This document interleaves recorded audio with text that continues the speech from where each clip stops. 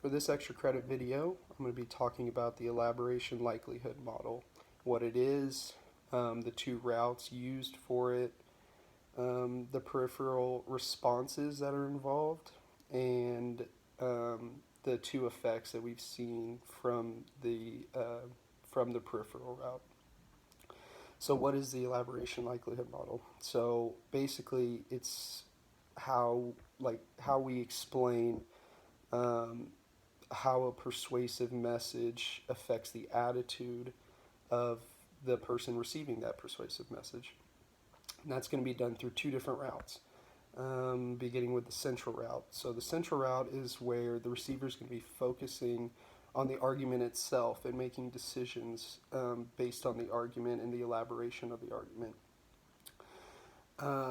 And so, for example, for like we did in class for the Persuasion Wars number 3, let's say we're going door to door selling a security system. With the central route, you're wanting to focus on the argument itself. So, why do we need the security system?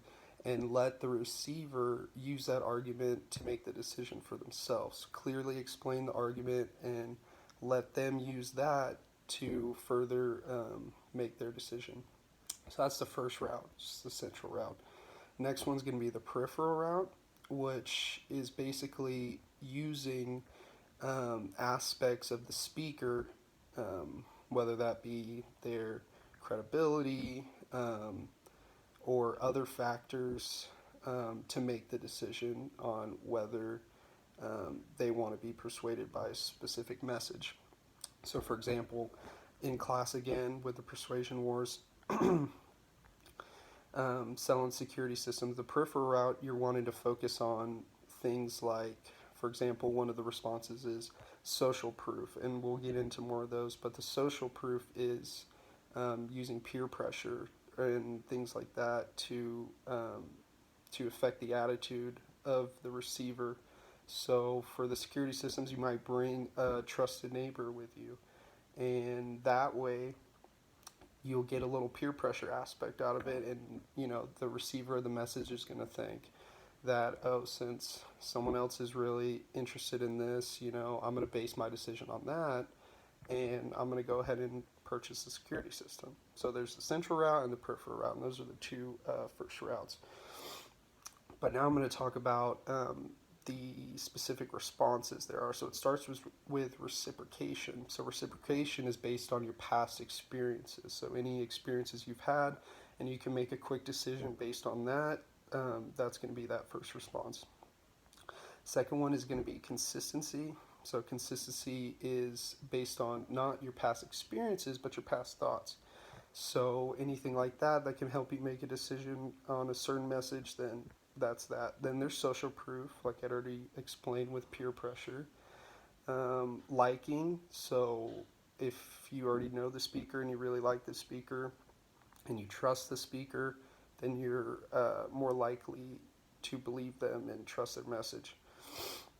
Then there's the authority, so maybe the speaker has, or is in a position of power, and you respect them and you trust them as well. That's going to be another peripheral response to make you make a quick decision on something. And then scarcity is the last one. So the message has a time limit. So if it's a quick presentation, you don't have a lot of time to really dive into it and figure it out, you're going to make a quick decision again. So those are all of the responses and ways that people use them to make those sorts of decisions. So lastly, there's two effects that we see with the peripheral response. So the first one is that people use the peripheral response to come up with mental strategies and a way to further simplify their problems and make it easier to make decisions. And then next, we've seen that propaganda has increasingly used the peripheral message to look at persuading certain people. And that's because in recent propaganda, there's little discussion of issues. So the peripheral route is one of the better ways for propaganda to reach out to their receivers. And that's it. Thanks.